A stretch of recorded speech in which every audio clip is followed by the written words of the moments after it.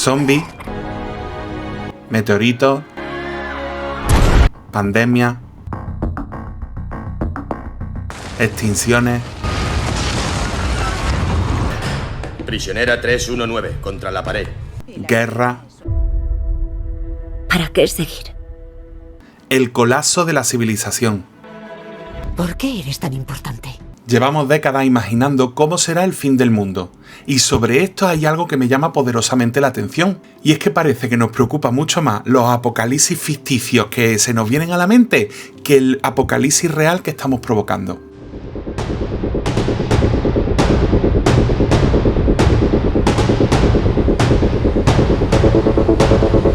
Y llevo unos días precisamente pensando en eso, porque hace poco empecé a ver la serie The Walking Dead y hace un par de semanas vi la película Interestelar. Y mientras veía una y otra, me di cuenta de la cantidad de historias que hemos construido alrededor de la idea del fin del mundo. Y esto no es algo nuevo. Desde hace décadas tenemos películas, series, libros, podcasts, incluso videojuegos en los que imaginamos cómo sería el fin de nuestra civilización, su desaparición. Y además nos encanta, nos fascina imaginar qué haríamos, cómo sobreviviríamos, ¿lo haríamos? ¿A quién salvaríamos? Si tuviera que elegir entre esta persona y esta persona, ¿seríamos capaces de empezar de nuevo? ¿Qué haríamos si mañana no existieran organismos públicos o instituciones, desapareciera el dinero, los supermercados se acabaran, no hubiese internet, no hubiese gasolina? Esto va a acabar como el Rosario en la Aurora. Es curioso, porque hay una amenaza real que puede cambiar radicalmente nuestra forma de vivir, y sin embargo,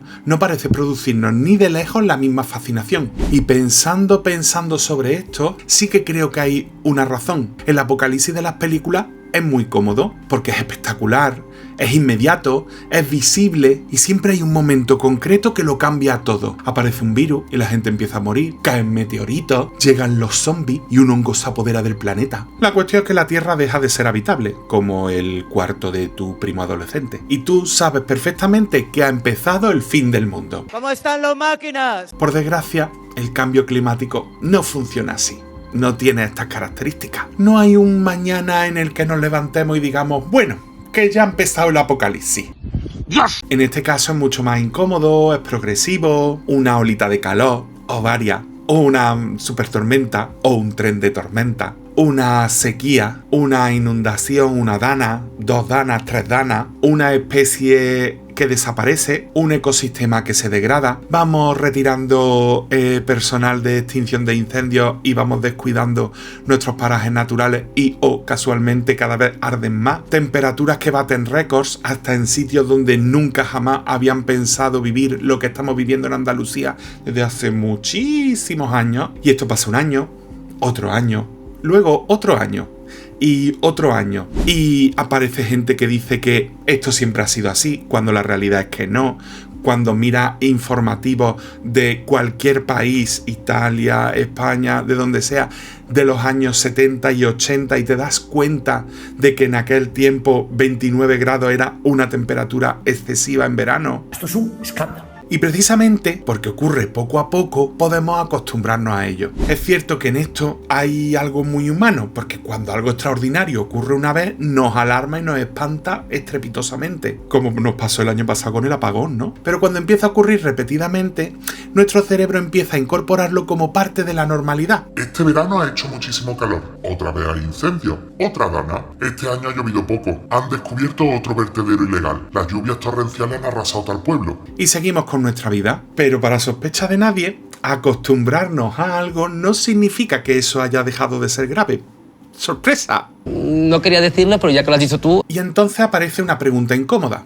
Si sabemos qué está pasando, ¿por qué no reaccionamos con la misma intensidad con que reaccionamos ante un apocalipsis ficticio? Puede que sea porque tomamos cierta distancia. Primero porque muchas veces pensamos que es algo que ocurrirá en el futuro y que eso no me toca a mí. De hecho, a mí me sorprende la cantidad de veces que le digo a personas que tienen hijos o hijas, nietos o nietas, que cuidado con tal cosa, con tal otra, y que le dicen que le da igual. Le digo, oye, que tú tienes criaturas que tienen que vivir todavía muchos años. Y me dicen, bueno, pero yo no voy a estar. ¿Cómo? Si así fueran el padre, la madre, el abuelo o la abuela del año. Dentro de esa distancia, que es algo más moral, personal, hay otra distancia que también afecta, que es la geográfica.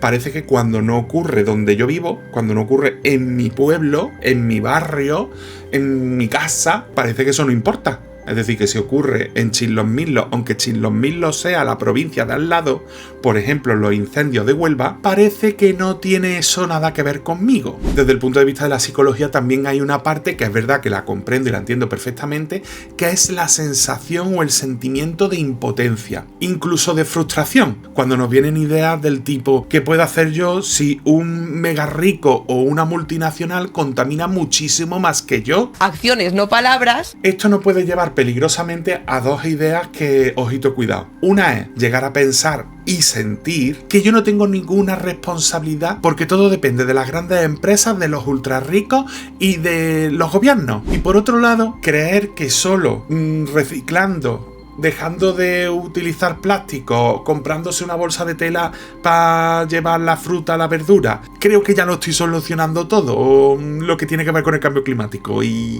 no. Por desgracia no es así. De la controversia sale la reflexión. Una cara del problema es política, económica, estructural, y hay otra que tiene que ver con lo individual. Y las dos son importantes, pero que esto no es un juicio, no te estoy juzgando a ti, estoy invitando a la reflexión. Y te estoy invitando porque mientras que pensaba todo esto, por ejemplo, también me acordé de la película Don't Look Up, No mires arriba, que parece que habla de un cometa que viene a la Tierra, no sé qué, no sé cuánto, y no. En realidad, yo pienso que habla de cómo reaccionamos como sociedad cuando aparece una amenaza enorme que nos obliga a cambiar las cosas y además a cambiarlas de raíz, generando incomodidad. Porque reconocer determinadas amenazas significa aceptar que quizá tenemos que modificar nuestra forma de producir, también de consumir, de desplazarnos, de relacionarnos con los recursos. Y os lo dice una persona que tiene muchos comederos de coco con estos temas porque al tener un cuerpo gordo, para mí el transporte público siempre es un problema y reconozco que tiro mucho del coche y eso me hace pensar si los desplazamientos que hago son necesarios o no y me lleva a comerme la cabeza y a veces darme cuenta de que me podía haber ahorrado cierto desplazamiento si me hubiera organizado de otra manera o lo que sea. Lo que pasa es que la obsesión es muy mala, cariño. Pero no solo nos afecta a nivel individual, afecta a nivel de empresa, a nivel de gobierno, a nivel de... es una cuestión macro también. Es fácil decir que el sistema tiene que cambiar. Yo creo que casi todo el mundo, excepto la gente que está churururu, y churururu no me refiero a tener una enfermedad mental, me refiero a ser gilipuertas, se da cuenta de ello. Pero el cambio va a implicar que yo también tenga que renunciar a determinadas comodidades. Y ahí es donde está el punto clave. Por otro lado, también pienso que el apocalipsis, cuando es ficción, simplifica mucho el mundo.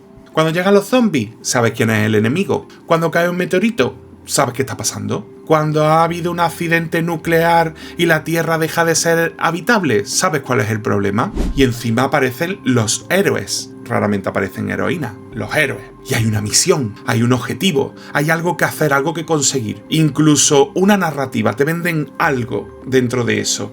El mundo se acaba, pero nosotros tenemos que sobrevivir. Puede ser un ciberataque. La emergencia climática es mucho más incómoda y mucho menos fácil, es mucho más compleja. Porque en lugar de un villano delante de nosotros con una pistola, ¡pium, pium!, lo que hay son millones de decisiones, pequeñas y grandes, que afectan a intereses políticos, intereses económicos, intereses empresariales, hay temas de producción, consumo, hay gobiernos, hay países con muchísima más responsabilidad que otros, se crean medidas, pero se crean medidas a medias, como topar las emisiones de CO2, pero luego echa la ley, echa la trampa, porque resulta que este país que es más rico le compra a este otro que es pobre y no se gasta todas sus emisiones de CO2, esa parte de emisiones de CO2, una historia. Y del mismo modo vemos como hay personas que tienen menos posibilidades de protegerse, de salvaguardar su bienestar que otras, dependiendo de dónde estén. Hacer una película sencillita sobre esto es mucho más difícil. ¡Qué bien has hablado, hija! De hecho, si lo piensas, en las películas y las series, en la ficción apocalíptica, el guión ya está escrito.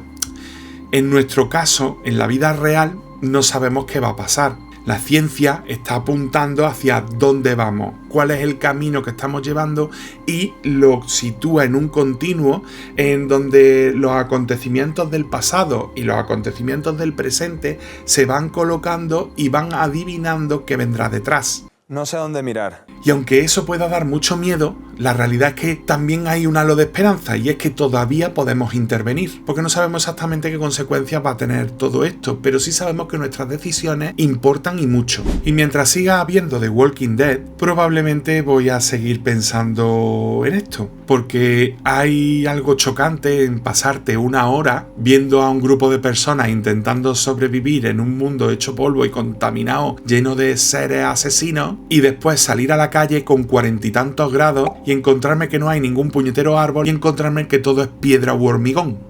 ¡Se acabó! Quizás deberíamos dedicar un poquito de menos tiempo a preguntarnos cómo sobreviviríamos a un apocalipsis y preguntarnos un poquito más qué estamos haciendo para no tener que hacerlo. Y como ocurre en la metáfora de la rana hervida, puede que cuando queramos reaccionar nos demos cuenta de que es demasiado tarde. Y eso sí que sería un final muy malo para nuestra historia.